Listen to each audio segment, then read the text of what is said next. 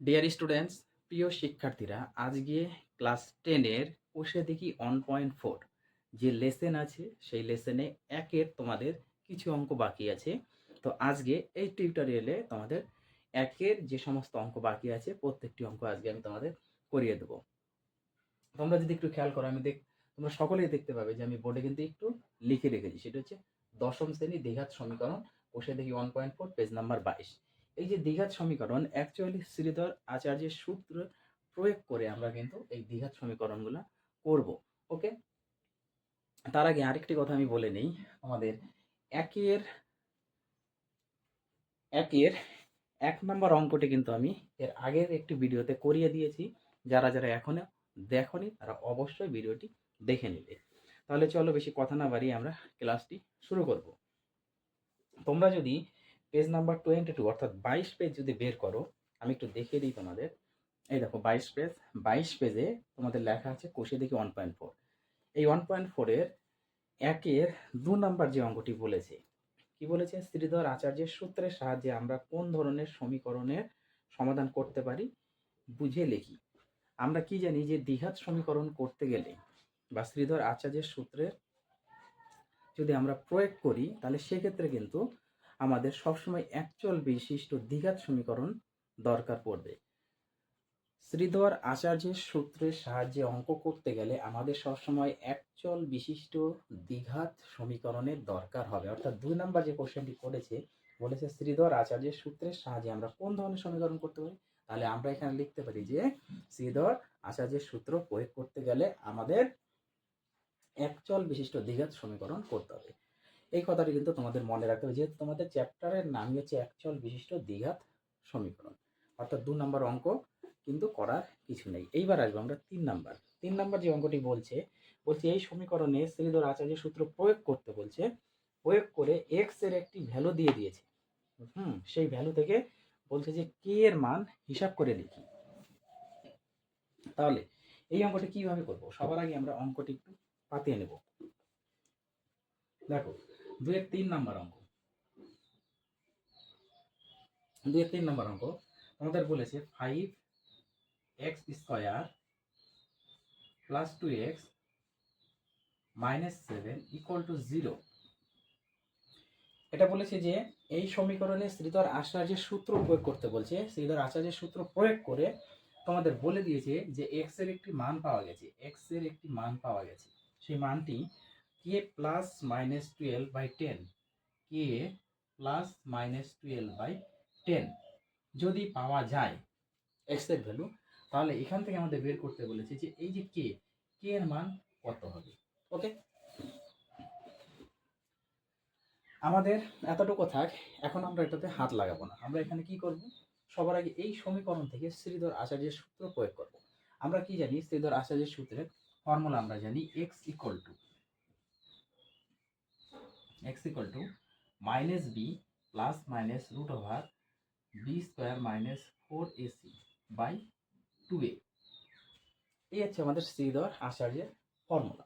তাহলে এখান থেকে আমরা এ, বি এবং সি এই তিনটে জিনিস একটু আলাদা করে নিই। যদি আমরা কম্পেয়ার করি, এ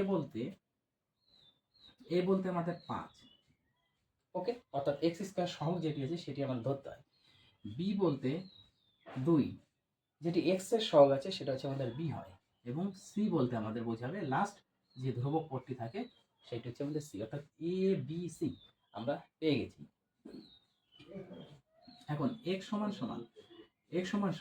আমরা মানগুলো একটু বসিয়ে দেবো, ভ্যালু। এই যে ফর্মুলা, এই ফর্মুলা অনুযায়ী আমরা বসাবো। প্রথমে হচ্ছে মাইনাস বি, অর্থাৎ মাইনাস থাকবে। ওকে, বি বলতে এখানে 2 বসিয়ে দিলাম, প্লাস মাইনাস অবশ্যই থাকবে প্লাস মাইনাস। ওকে, এবার রুট ওভার রুটের মধ্যে কি আছে? বি স্কোয়ার, তার মানে বি বলতে আমাদের 2, তাহলে আমরা লিখতে পারি 2 এর স্কোয়ার। ওকে, ফর্মুলার মাইনাস দিয়ে দিলাম, মাইনাস ফর্মুলার 4 আছে বসিয়ে দিলাম, ইন্টু এ আছে আর সি আছে, তাহলে এ বলতে আমাদের 5 বসিয়ে দেবো, ইন্টু সি বলতে আমাদের -7 বসিয়ে দেব। পরিষ্কার? এইবার নিচে আছে 2a, তাহলে 2 ইন্টু এ বলতে আমরা বসিয়ে দেবো, এ মানে 5, আশা করি তোমাদের এতটুকু ক্লিয়ার। এই সূত্রের সাথে আমরা কম্পেয়ার করে এখানে ভ্যালুগুলো কিন্তু আমি বসিয়ে দিয়েছি। এইবার দেখো x সমান সমান -2 আছে থাক, প্লাস মাইনাস আছে থাক। আমরা এই রুটের মধ্যে কাজটা করি। কত আছে? রুট ওভার 2 এর স্কয়ার করলে 4, 2 দুগুণা 4। এই মাইনাস গুণ করব, আমরা পাবো প্লাস, বসিয়ে দিলাম। এইবার 4 আর 5 গুণ করলে 4 5 20, 20 সাথে আরো 7 আছে, 7 গুণ করলে 7 দুগুণা 14, 140। পরিষ্কার? বাই নিচে 5 আর 2 গুণ করলে 10। x সমান সমান পরের লাইনে -2 আছে থাক, প্লাস মাইনাস আছে থাক, রুটের মধ্যে এটা যদি যোগ করি 40 আর 4 144, অর্থাৎ 144। পরিষ্কার? বাই নিচে 10। আশা করি বুঝতে পেরেছ। এইবার পরের লাইনে -2, এবার 144 রুট থেকে আমরা বের করব, 144কে আমরা রুট থেকে বের করব। এটা যদি ভাঙাও তাহলে তোমাদের আসবে 12 গুণ 12, কিংবা 144কে তোমরা লসাগুতে ভাঙিয়ে দাও, 144। এটা যদি আমরা ভাঙিয়ে দিই তাহলে আসবে 2 দিয়ে 7 দুগুণা 14, 2 দুগুণা 4, 2 দিয়ে 36 দুগুণা 72, 2 দিয়ে 18 দুগুণা 36, 2 দিয়ে 9 দুগুণা 18, 3 দিয়ে 3 3 9। যদি এইভাবেও তোমরা ভাঙিয়ে দাও তবুও হবে। রুটের মধ্যে আমাদের বসাতে হবে সবগুলি গুণ দিয়ে। তাহলে গুণ দিয়ে বসালে 1 জোড়া, 2 জোড়া, 3 জোড়া, তার মানে আমাদের হতো 2 গুণ 2 গুণ 3। এটা ভাঙালে কিন্তু আসতো আমাদের 12।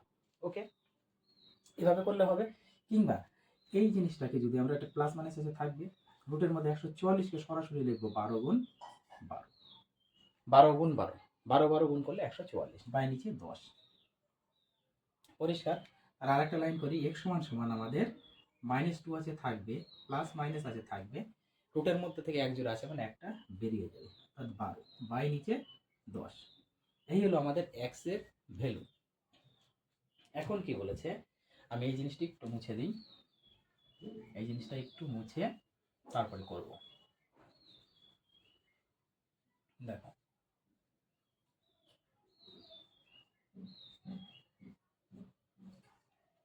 এখন অঙ্কের মধ্যে বলে দিয়েছে এই যে দ্বিঘাত সমীকরণ, এই দ্বিঘাত সমীকরণ থেকে ওরা একটি বীজ পেয়েছিল, মানে x এর ভ্যালু পেয়েছিল এটা। তাহলে এখানে x এর ভ্যালু দেওয়া আছে আর আমরা পেলাম x এর ভ্যালু এটা। তার মানে কি এই x এর ভ্যালু আর এই x এর ভ্যালু দুটো সমান। তার মানে আমরা লিখতে পারি কি, আমরা লিখতে পারি অ্যাকর্ডিং